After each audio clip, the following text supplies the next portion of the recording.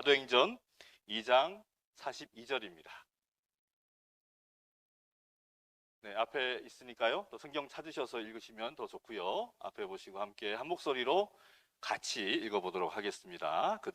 자, 시작. 그들이 사도의 가르침을 받아 서로 교제하고 떡을 떼며 오로지 기도하기를 힘쓰니라. 아멘. 자, 오늘은 제가 남손교회에 와서 첫 번째 하는 설교가 되네요. 물론 부임 설교는 다음 주 안식일입니다. 그러나 처음이다 보니까 큰 의미가 저한테는 있을 것 같습니다. 근데 벌써 제가 인사를 몇 주 동안 했기 때문에 또 했던 얘기 또 하긴 그러고요. 아무튼 기대가 됩니다. 앞으로 우리 성도님들과 더 친해져서 우리 한 분 한 분 다 이렇게 눈에 들어오고 밟힐 날이 기다려집니다. 네. 아직은 근데 다행인 것은 그래도 오래전에 알던 분들이 많아가지고 낯설지는 않은데 어디까지나 이 교회가 또 새로운 곳이도 하다 보니까 긴장도 되고 여러 가지 또 그런 것도 있는 건 사실입니다. 자, 네. 오늘 첫 말씀인데요. 어떤 말씀을 나눠야 되나? 하나님께서 우리 남성 성도님들과 어떤 말씀을 나누게 하실까? 생각하고 기도하는 가운데 연합, 교회, 신앙이라는 키워드가 생각이 났습니다. 그래서 오늘 말씀의 제목은 사랑으로 연합하는 교회라는 제목으로 함께 말씀을 나누려고 하는데요. 제가 이 교회에 온 것은 단지 합회가 가라고 명하여서 온 것은 아니라고 생각합니다. 하나님께서 부족한 저를 사용하셔서 이 교회를 더욱더 연합되게 하시고 그리하여 참된 교회를 이루게 하심으로 우리 모든 남손교회 성도들이 온전한 신앙을 하실 수 있도록 주님께서 이끌어 주실 거라고 저는 확신합니다. 아무쪼록 우리 남성교회가 여기 나와 있는 이 말씀처럼 사도행전 2장 42절 말씀처럼 서로 친밀하게 교제하고 서로 먹을 것, 그러니까 서로 필요한 것들, 생활의 필요를 함께 나누고 오로지 기도, 성령 하나님을 바라고 그분의 능력으로 살게 되었으면 참 좋겠습니다. 그림 하나 보여드릴게요. 그림 좀 이상하지요? 네, 챗 GPT라는 프로그램을 돌려가지고 글을 좀 넣었더니 이런 그림들이 나왔어요. 그래서 오른쪽에 있는 그림은 이상합니다. 아마 줄이 전봇대처럼 쭉. 근데 제가 원하고 오늘 얘기하려고 하는 어떤 그 이야기랑 맞아서 그냥 넣어봤어요. 예. 아주 높은 곳을 등반하는 산악인들은 그들의 생명을 자일이라 그럽니다. 이 밧줄을 아주 얇습니다. 얇디 얇은 자일이라고 하는 줄에 의지해서 산을 올라요. 암벽을 오르내릴 때 서로의 몸을 연결하고 지키기 위해서는 이 생명줄을 서로 연결하는 것입니다. 이 줄이 비록 얇고 약해 보이긴 하지만 이 줄이 서로를 연결하여 나를 붙들고 있기 때문에 생명을 유지할 수가 있게 되는 거죠. 내가 떨어진다 할지라도 다른 누군가와 연결되어 있기 때문에 다시 또 올라갈 수가 있게 되는 것입니다. 자, 그렇다면 여러분, 우리가 오늘날 세상의 이 거친 길을 걸어가면서 우리의 생명줄은 뭐라고 여러분 생각하십니까? 여러분의 생명줄은 뭔가요? 예수 그리스도, 말씀. 정답만 얘기하시는데요. 또 있습니까? 제가 원하는 답은 아닌데요. 네. 네. 음식. 생명줄 음식이다. 예. 공감은 가지만 정답은 아닙니다. 정답입니다. 제가 원하는 답입니다. 네. 여러분, 옆에 계신 분들 한번 쳐다보세요. 예, 한번 보시기 바랍니다. 옆에 계신 분이 누구냐면 바로 생명줄이에요. 옆에 계신 하나님의 그 거룩한 성도님들이야말로 오늘날 우리와 하나님을 연결하는 생명줄임을 여러분 기억하시게 되길 바랍니다. 여기 있는 남성교회 모든 성도님들이 지금 생명줄로 연결되어 있어요. 예. 여러분, 하나님께서 이 교회를 세우신 목적은요, 물론 하나님께 예배드리고 또 지역교회, 지역사회에 또 봉사하라고 이 교회를 세우신 것이지만 그건 못지않게 중요한 이유가 바로 성도들이 서로 잡아주고 끌어주고 도와주라는 그러한 신앙의 생명줄들로 여러분 각자를 세우신 겁니다. 이 줄은 어디로 연결되어 있을까요? 예, 예수님께 연결되어 있는 거예요. 예. 누군가가 바위를 놓쳐서 떨어지면 그 생명줄을 다른 성도님들이 잡고 끌어줘야 되는 거예요. 너는 떨어져 안녕 하는 것이 아닌 거예요. 아 하면서 끌어줘야 되는 것입니다. 잡아주고 붙잡아주고 끌어줘야 하는 것이죠. 오늘 저는 이 연합, 교회, 신앙이라는 키워드를 사무엘상 22장에 나와 있는 아둘람 동굴 이야기를 통해 좀 말씀을 나누려고 합니다. 사울 왕이 어떻게 해서든 다윗을 죽이려고 혈안이 되어 있었어요. 이 혈안이 되어 있는 사울을 피해서 다윗은 온갖 방법으로 도망 다니다가 아주 겨우겨우 이제 아둘람이라는 동굴에 몸을 숨기게 됩니다.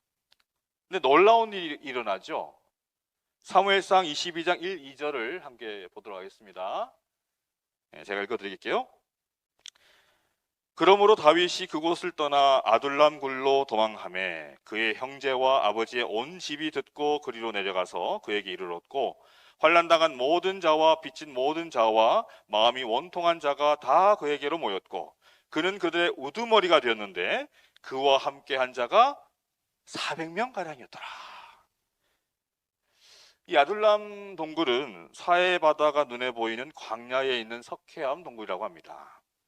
유대인들에게 동굴이란 오른쪽에 그림에 보시면 아시겠지만 양들을 하룻밤 자게 하는 곳이라든지 맹수를 피해서 또 비를 피해서 비는 잘 오지 않지만 아무튼 그렇게 은신할 수 있게 하는 그러한 또 장소로도 쓰이고 또 유대인들에게는 또 무덤으로도 가끔씩 무덤으로 쓰게 되는 그런 곳이 바로 동굴이에요. 냄새나고 더럽고 불결한 곳입니다. 동굴은. 그런데 왜 이런 곳으로 400명이라는 데는 그 많은 사람들이 모여들게 되었을까요?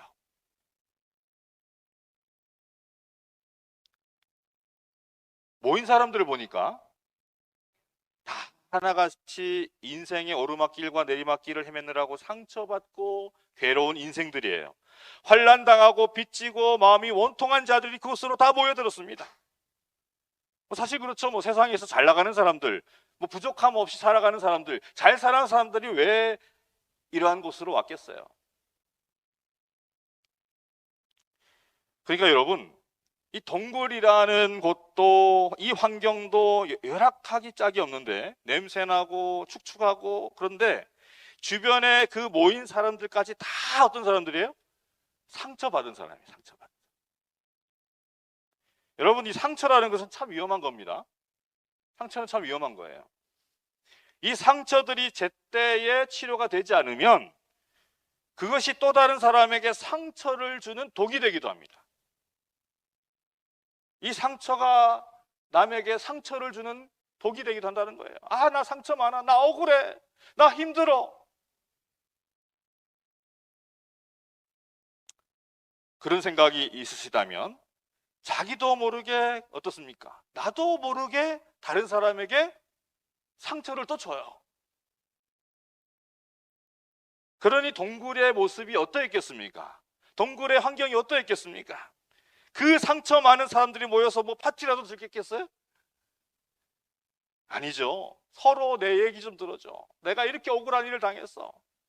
내가 이렇게 가슴 아픈 일을 당했어. 내 얘기 좀 들어줘 하면서 서로에게 이런 말들을 하지 않았겠습니까? 근데 여러분 참 신기하고 대단한 게 뭐냐면 이 상처 많은 사람들, 한마디로 세상 부적응자. 네. 어떻게 보면 인생 찌질이 이렇게도 표현할 수 있겠는데 이런 사람들이 후에 다윗 왕국을 이끄는 지도자들이 됩니다. 주요 세력들이 돼요. 이스라엘을 위해 일하는 핵심 멤버들이 됩니다. 이 상처 많은 사람들. 아니 그 상처가 많고 문제가 많은 사람들이 어떻게 그러한 능력의 사람들이 될 수 있었을까요? 부조와 선지자의 그 해답이 있어요. 함께 보겠습니다. 부조와 선지자 658페이지인데요. 네, 한 분 좀 큰 소리를 읽어주시면 감사하겠습니다. 누가 읽어주실까요?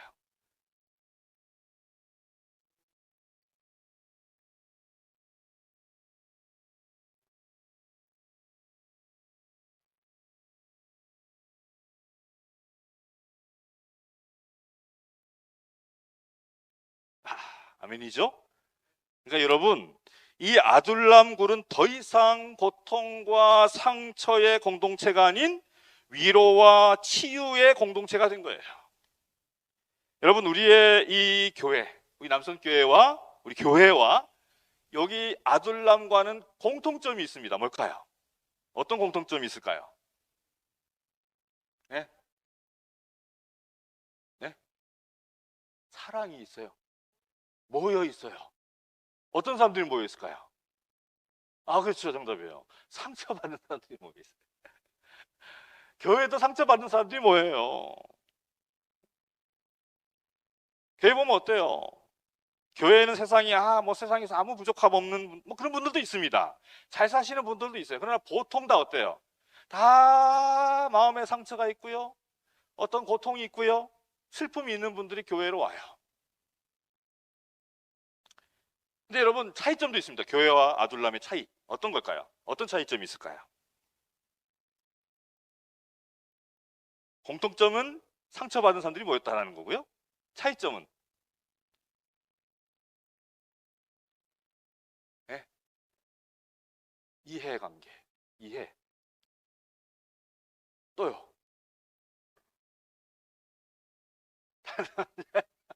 아, 아, 그럴까요? 저 잘 모르겠네. 아둘람에는 남자들만 모였나? 그건 잘 모르겠습니다. 나중에 공무상에게 여쭤봐야 될 것 같습니다. 차이점은 뭐냐면 교회에서는 치유가 잘 일어나지 않는다는 거예요. 아둘람에서는 그렇게 다 모든 사람들이 연합하여 치유가 일어났는데 형제가 연합하여 동감하며 어찌 그리 선하고 아름다운 거를 외칠 정도로 참 그런 치유가 일어났는데 교회는 어때요? 치유가 잘 일어나질 않아요. 상처받은 사람들이 많이 교회에 모이기는 하는데 그 치유라는 것이 일어나지 않으니까 교회는 계속 어려움이 생기고 생기는 거예요. 우리 남성교회는 그렇지 않지만 그렇지 않잖아요, 그죠? 제가 아직 잘 모르니까. 자, 그렇다면 여러분, 교회는 치유가 왜 일어나지는 않을까요? 왜 치유가 생기지 않는 걸까요? 교회는 세상에서 지치고 고통받은 사람들이 이 교회에, 남선교회에 출석하기만 하면 새로운 희망을 얻고 변화되어 하나님의 능력을 증거하는 사람이 되어야 하는데 왜 그런 역사들이 우리 가운데 잘 일어나질 않을까요?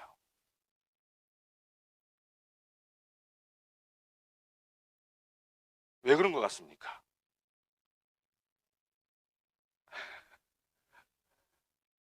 그 해답이 여기 있잖아요. 동정과 사랑으로 연합하였다. 교회가 동정과 사랑으로 연합하지 못해서인 것입니다.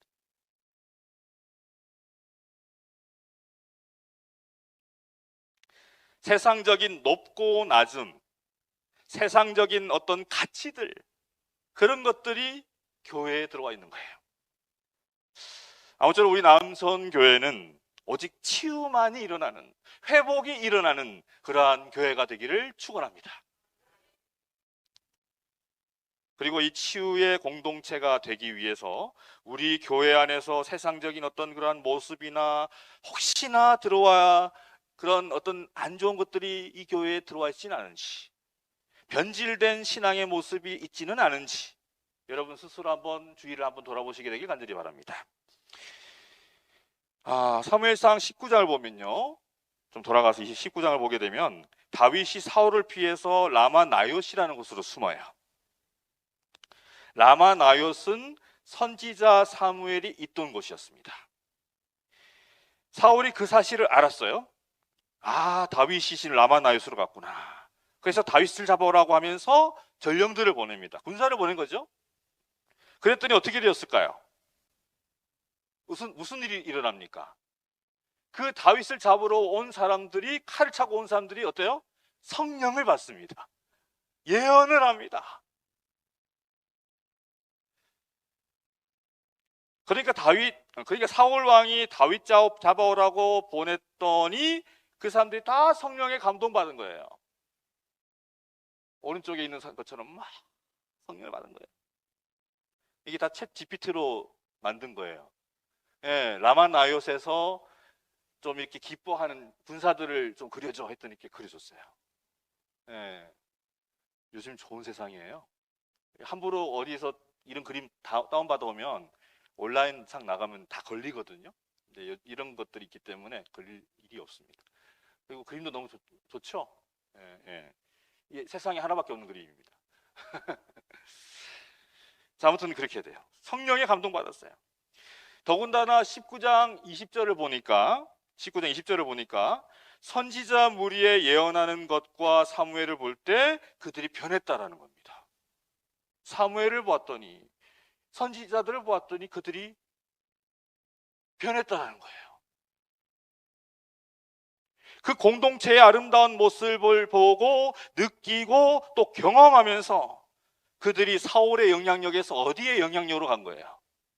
하나님의 영향력 속으로 들어간 거예요. 저는 이것이 얼마나 대단한 성경의 기록인지 모르겠어요. 얼마나 감동적인 성경의 기록인지 모르겠어요. 우리도 이렇게 된다면 얼마나 좋을까? 우리 남선교회에 초대해서 온 사람이 그때 올 때는 뭔 모르고 그냥 초대하니까 좀 쭈뼛쭈뼛 하다가 온 사람이 이 교회를 보고 또 여러분들을 보고 여러분들과 이야기를 나누고 감동되어서, 성령에 감동되어서 변화되는 모습이 우리 가운데 일어나면 얼마나 좋겠습니까? 여러분, 교회 와도 별 감동이 없고 은혜가 뭔지도 잘 모르겠고 잊어버렸고 하나님의 사랑과 자비, 기쁨 그런 것 대신 온통 세상의 걱정, 세상적인 어떤 관심, 기대, 그런 것들이 내 안에 있는 것을 여러분 진정 슬퍼하고 가슴 아파 하십니까? 그러므로 이 교회가, 우리 남선교회가 라마 나이옷과 같은 곳이 되어서 이곳에서 치유가 일어나고 변화가 일어나므로 여러분이 있는 곳에서 성령님이 역사하시고 상처받은 사람들이 여러분과 대화하길 원하게 되는 그런 아름다운 남선교회가 되기를 간절히 소망합니다. 여러분, 그렇다면 우리가 그러한 교회가 되려면 진정 신앙적인 결단을 해야 해요. 신앙적인 결단이 필요합니다.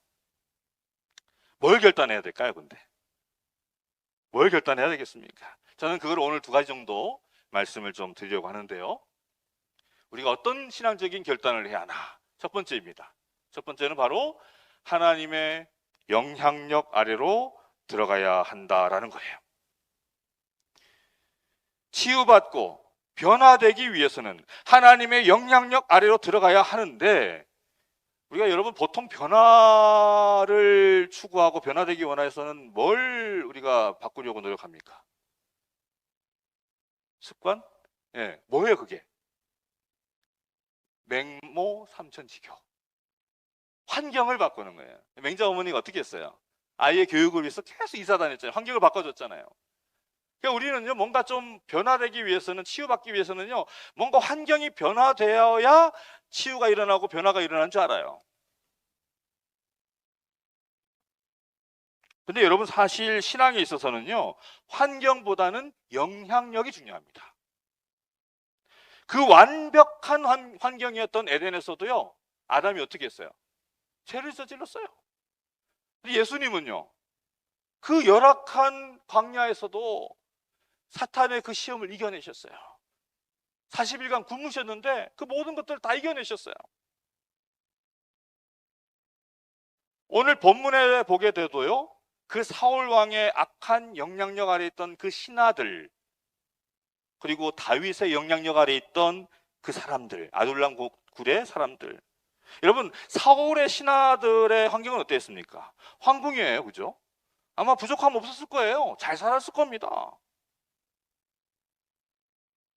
근데 시간이 지난 다음에 그들은 사울 왕과 몰락하는 나라의 사람들이 되어버려요. 사울 왕과 함께 그냥 몰락해 버렸습니다. 그러나 다윗의 사람들은 어떻습니까? 열악한 환경의 그 동굴에서 정말 먹을 것 부족하고 입을 것 없고 그러한 환경이었지만 그들은 나중에 어떻게 돼요? 나라와 민족을 위해 일하는 다윗 왕의 신하가 된 거예요. 그러므로 여러분 어떻습니까? 결국 환경보다는 뭐가 중요하다는 거예요? 누구의 영향력이 중요하다는 겁니다. 영향력이 중요하다는 거예요. 누구의 영향력 아래에 거하는가? 자, 두 번째입니다. 두 번째는 우리 남선교회가 치유와 변화의 성령이 감동하는 교회가 되기 위해서는 우리의 주된 관심사가 본질로 돌아가야 한다. 무슨 말이냐면 사무엘상 20장, 21장 이렇게 쭉 보다 보면요, 다윗을 보게 되면요, 20장과 21장의 다윗의 모습을 보면은 온통 사울에 대한 그 울분과 또 두려움, 그걸로 가득 차 있습니다. 그렇게 충성스럽게 섬겼는데 어떻게 나를 죽이려고 저렇게 덤벼들 수가 있어? 울분으로 가득 차 있어요. 근데 22장에 왔어요. 바로 그냥 한 장 넘어갔는데 완전 다른 모습이 됩니다. 다윗이요. 22장에는 좀 전에 우리가 보셨던 것처럼 사람들과 같이 하나님을 찬양하고 동정과 사랑으로 서로 연합하는 아름다운 모습이 그려져 있습니다. 여러분, 다윗은 어떻게 이렇게 변화될 수가 있었을까요? 바로 전장만 해도 이런 모습이었는데 한 장 넘어가니까 이런 모습이 되었어요. 어떻게 이렇게 될 수 있었을까요?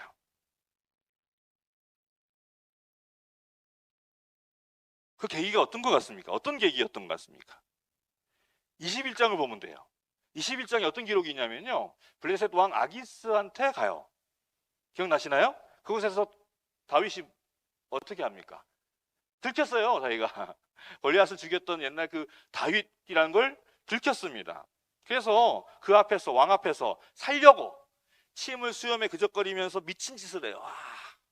그것도 그림을 제가 했는데 너무 흉측해 가지고 못 올리겠더라고요. 여러 번 했는데도 흉측해요.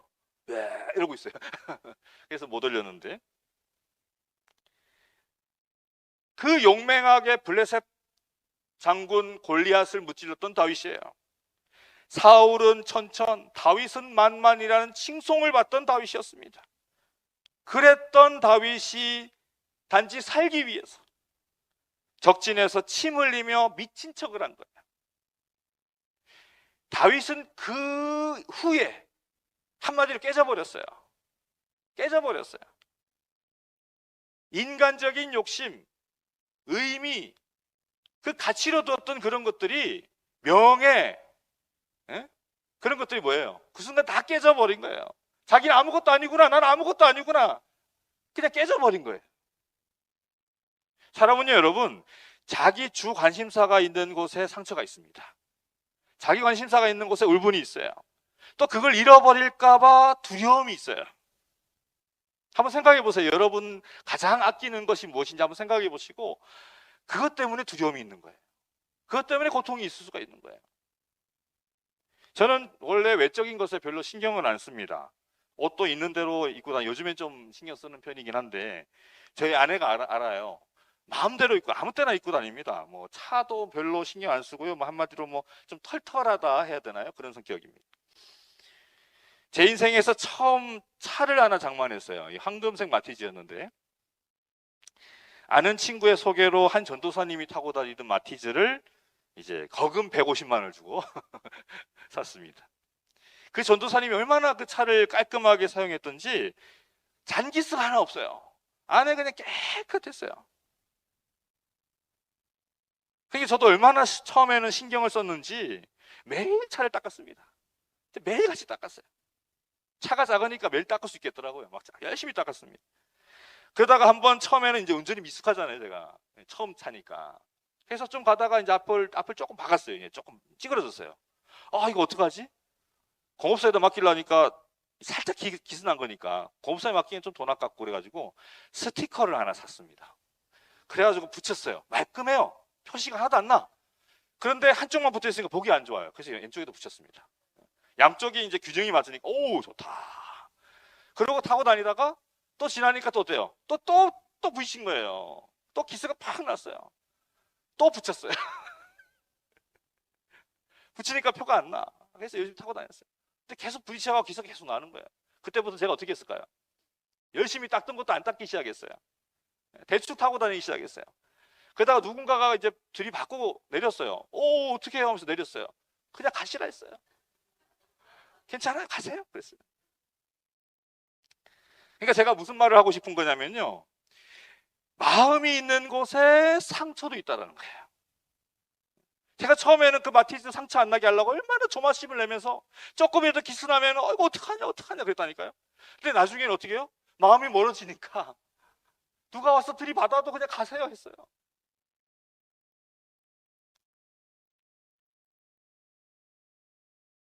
옛날에 아는 누나가 있었는데 얼굴은 참 자유롭게 잘 생기셨어요. 근데 아주 그냥 날씬합니다. 이거 긴 머리가 이렇게 쫙, 이 방송 보면 안 되는데 그 누나가 안 보겠죠? 네, 아무튼 머리가 이렇게 쫙 있어요. 그래서 제가 어릴 때니까 이해하시기 바랍니다. 제가 어릴 때였습니다. 그때 뭐 20살 초였나 그래요. 제가 이런 말을 했어요. 누나 뒷모습만 보면 미스코리아 뺨치겠다. 맞아 죽을 뻔했습니다.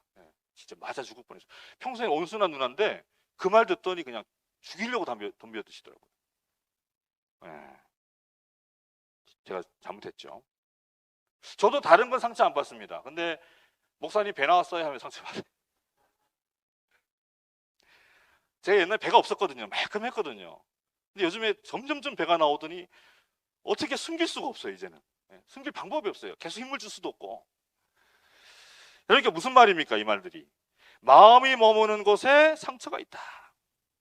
여러분, 우리가요 온통 이 세상에서 뭘 먹을까, 뭘 입을까, 뭘 마실까, 우리 아이 어디 대학 보낼까, 이런 것들로 가득 차 있으니까, 생각이 가득 차 있으니까 어때요? 자꾸만 이 세상에서 상처를 받고 살아가는 겁니다. 우리가 있는 곳에서 자꾸 상처가 일어나는 거예요. 울분이 일어나는 거예요. 고통이 있는 거예요. 여러분, 그러므로 다시 말씀으로 돌아가서 다윗의 마음은 이제 자신의 지위, 인기, 백성들로부터 얼마나 인기가 있었어요. 권력, 명예, 이런 것들로부터 자유로워진 겁니다. 다윗은. 아둘람 동굴에서는 드디어 그 모든 것에서부터 다 멀어지고요. 누구와 가까워진 거예요? 드디어 하나님의 사랑을 바라보게 된 거예요. 성령 하나님의 임재를 느끼게 된 거예요. 드디어 다윗의 마음에 하나님이 들어가시게 된 거예요. 아둘람에서. 여러분, 여러분의 목표는 어디입니까? 여러분의 목적지는 어디예요? 개인적인 얘기 하지 마시고요. 어디예요? 하늘이죠. 여러분, 우리는 하늘을 목표로 삼고 살아가는 백성들입니다. 그러므로 소소한 이 세상 일상에서 오르막길 걷는다고 좋아할 거 하나도 없고요. 내리막길 걷는다고 해서 슬퍼하고 좌절할 필요도 하나도 없는 거예요. 우리에게 중요한 것은 목적지로 향하는 방향성이에요. 방향성.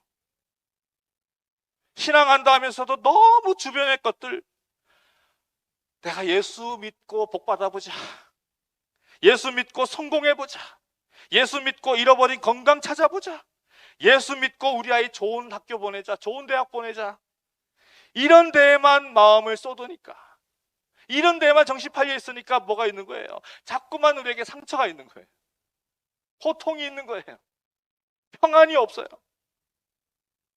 보다 본질적인 것, 저 목적지, 하나님의 영광이 있는 저 하늘나라, 나의 죄에 대한 슬픔과 가슴앓이, 어떻게 하면 하나님의 품성을 내가 소유할 수 있을까?